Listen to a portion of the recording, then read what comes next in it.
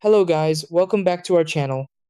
If your DeWALT battery charger is showing a hot or cold delay warning, it means the battery temperature is outside the safe charging range, which prevents it from charging properly. This can happen if the battery has just been used heavily and is too hot, or if it has been stored in a cold environment. DeWALT batteries are designed with built-in protection systems that stop charging when conditions aren't safe, so this delay is actually there to protect the battery and extend its lifespan. However, it can be frustrating when you need to use your tools and the battery won't charge right away.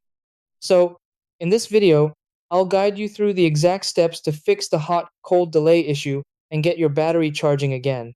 Try these. Step 1. Remove the battery from the charger as soon as the delay warning appears. Step 2. Let the battery rest at room temperature until it cools down or warms up naturally. Step 3.